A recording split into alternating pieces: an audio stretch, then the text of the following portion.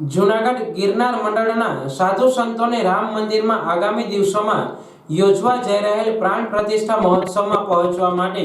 આમંત્રણ પાઠવવામાં આવ્યું છે, જેમાં સાધુ સંતોને 21 તારીખ સુધીમાં ત્યાં પહોંચી જવા માટે સૂચન પણ કરવામાં આવ્યું છે। આપને જણાવી દઈએ કે અયોધ્યામાં રામ મંદિરનો ભવ્ય પ્રાણ પ્રતિષ્ઠા મહોત્સવ ઉજવાશે, ત્યારે આ કાર્યક્રમના સાક્ષી બનવા માટે દેશભરમાંથી પ્રમુખ સાધુ સંતોને નિમંત્રણ પાઠવવામાં આવી રહ્યા છે। જૂનાગઢ ગિરનાર મંડળના સાધુ સંતોને પણ અયોધ્યામાં રામ મંદિર પ્રાણ પ્રતિષ્ઠા મહોત્સવમાં સામેલ થવા માટે નિમંત્રણ મળ્યું છે, જેમાં જૂનાગઢના ગોરખનાથ આશ્રમના મહંત શેરનાથ બાપુ અને રુદ્રેશ્વર જાગીર ભારતી આશ્રમના મહંત ઇન્દ્ર ભારતી બાપુને આમંત્રણ પાઠવવામાં આવ્યું છે, જેથી આગામી દિવસોમાં રામ મંદિરમાં યોજાનાર આ પ્રાણ પ્રતિષ્ઠા મહોત્સવમાં આ બંને મહાત્મા ભાગ લેશે। સંતોએ પોતાને ભાગ્યશાળી ગણાવ્યા છે। રામ મંદિર પ્રાણ પ્રતિષ્ઠા મહોત્સવમાં સંમેલિત થવા માટે જૂનાગઢ ગિરનાર મંડળના આ બંને સંતો ત્યાં પહોંચશે અને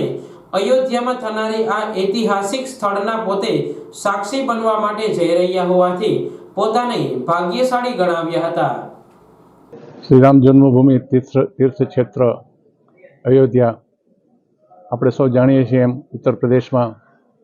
મોદી સાહેબ અને યોગીજી દ્વારા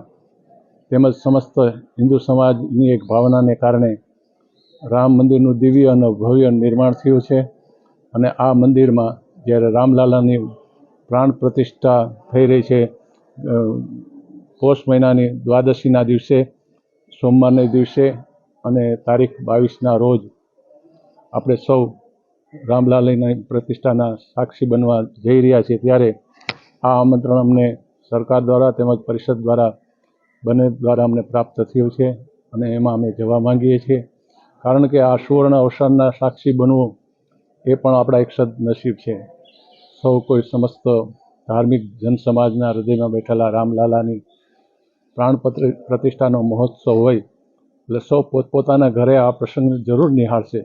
પણ જ્યારે વિશિષ્ટ સંતોને સન્માન સાથે અને વ્યવસ્થિત રીતે આમંત્રણ આપવામાં આવ્યું છે, ત્યારે તારીખ 22ના રોજ અયોધ્યા પહોંચવા માટે અમે 20 તારીખે જૂનાગઢથી નીકળશું સાંજના। 21 તારીખની સવારની અમારી 5 વાગ્યાની બાય પ્લેનની ટિકિટ છે, જેમાં અમે લોકો અમદાવાદથી સીધા લખનઉ પહોંચશું। લખનઉથી પછીની ફ્લાઇટ અમારી બાય પ્લેન અમે લોકો સીધા અયોધ્યા જશું। 21 તારીખે બપોર સુધીમાં અયોધ્યા પહોંચવાનો છે લગભગ અમારો કાર્યક્રમ, અને 21 તારીખ પછી 22 તારીખના રોજ આ કાર્યક્રમમાં દર્શનનો લાભ લઈ રામલાલાની પ્રાણ પ્રતિષ્ઠા મહોત્સવના પ્રસંગે મોદી સાહેબના પ્રવચનને સાંભળી સૌ સંતોના દર્શન કરી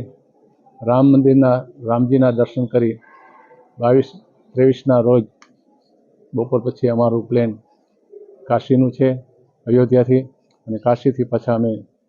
23 તારીખે અમદાવાદ આવવાના છીએ। આવો આપણા સૌના સદનસીબ કે હજારો અને લાખો વર્ષ પહેલાં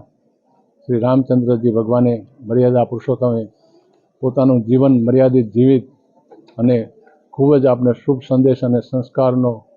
વારસો આપ્યો છે। એ પરંપરાને પુનર્જીવિત અને પ્રકાશિત કરવા માટે સરકારનો એક અદ્ભુત પ્રયાસ, અને એ પ્રયાસમાં સફળતા પ્રાપ્ત થઈ અને આજે જ્યારે ઇતિહાસમાં સુવર્ણ અક્ષરે આ એક પ્રસંગનો જ્યારે લેખન થઈ રહ્યું છે, ત્યારે સૌ સંતો આમાં હાજરી આપવા જઈ રહ્યા છે। આપણી એક સદનસીબી છે કે ઐતિહાસિક પરંપરા તેમજ આપણી સંસ્કૃતિ પરંપરા અને આપણા સંસ્કારનો વારસો નવી પેઢીમાં રામને ક્યારે આપણે ભૂલી શકીએ એમ નથી, પણ રામના નિર્દેશ અનુસાર નવી પેઢીના બાળકો જીવન જીવતા શીખે એવા લક્ષ્ય સાથે